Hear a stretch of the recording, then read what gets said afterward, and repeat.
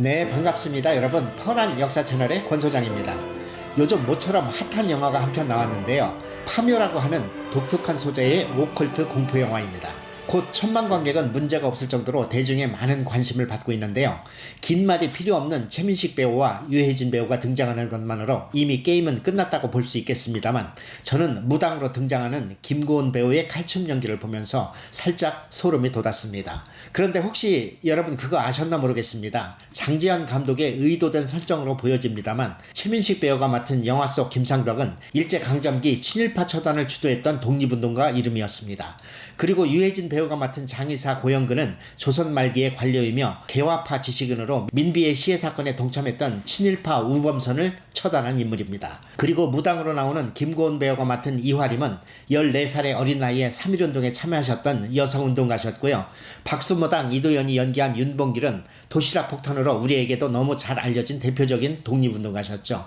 또한 보국사를 창건했다는 설정으로 나오는 원봉스님은 일제를 벌벌 떨게 했던 의열단장 김원봉을 패러디한 설정입니다. 이렇듯 파묘의 등장인물들의 공통적인 특징은 모두 조국을 위해 목숨을 내건 독립운동가들을 패러디했다는 아주 독특한 설정을 하고 있는데요. 그 인물들이 거듭 애군을 부르는 험한 묘를 바라보고 있는 장면이 매우 상징적이며 인상적입니다. 비록 픽션인 영화지만 여러분은 영화 속에 등장하는 그 험한 묘의 주인공이 과연 누구라고 연상되시나요? 분위기로 볼 때 두말할 것 없이 친일파의 거두 이완용을 떠올리지 않을 수 없습니다. 일제의 빌부터 상상할 수 없는 재산을 축적한 이완용의 행적은 우리가 너무나 잘 알고 있기 때문에 각설하고, 파묘를 보면 그가 사망한 후에 그의 묘와 시신은 어떻게 되었는지 궁금합니다.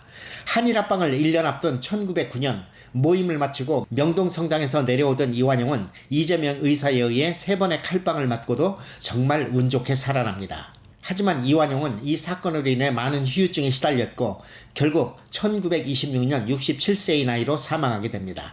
당시 이완용의 장례식은 고종의 장례식보다도 더 화려하고 성대하게 치러졌다고 합니다. 이완용이 죽고 난 후 동아일보에 이완용을 저주하는 사설이 하나 실렸는데요.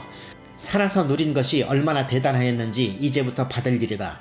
진실로 기막히지 아니하랴. 그 사설의 제목은 무슨 낯으로 이 길을 떠나가나 라는 제목의 글로 이완용을 저주하는 내용이었고, 이후 이완용의 무덤에는 누군가 칼을 박아놓는 등 흉흉한 일들이 벌어졌고, 심지어는 지속적으로 묘를 훼손하는 파묘의 흔적들이 나타나게 됩니다. 민중의 분노가 끊임이 없었다는 말이겠지요. 종당에는 일본 순사들이 이완용의 묘를 지키는 해프닝까지 벌어졌습니다. 광복 후에는 아마도 이런 일들이 더했을 것입니다. 그의 후손들은 관리가 너무 어려웠기에 1979년 이완용의 시신은 결국 파묘를 하여 화장을 하였습니다. 영화에서 의뢰인의 조상의 묘는 흉지로 나오지만 익산에서 발견된 이완용의 본묘는 선녀가 목욕을 하는 형상으로 조선의 8대 명당 자리였다고 합니다. 하지만 두 무덤이 모두 파묘 후 화장을 하게 된 것은 동일한데요. 특이한 점은 이완용의 묘는 민중들의 보복에 두려워 가묘를 6개나 만들어 놨다고 합니다. 이는 아마도 그의 후손들이 그렇게 했을 텐데, 자신의 조상이 나라를 팔아먹은 행위에 죄의식과 반성보다는 그 악행을 숨기려는 의도가 더 크게 느껴져 씁쓸한 마음마저 들게 합니다. 요즘은 묘를 잘 쓰지 않기에 파묘라는 말이 다소 생소합니다만, 파묘라는 뜻은 묘자리를 옮기거나 고쳐서 묻기 위해 무덤을 파낸다는 의미입니다.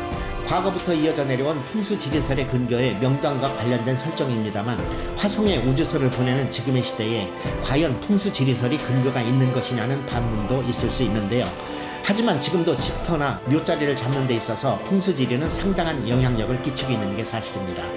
풍수지리와 관련된 여러분의 생각은 어떠신지 궁금하네요.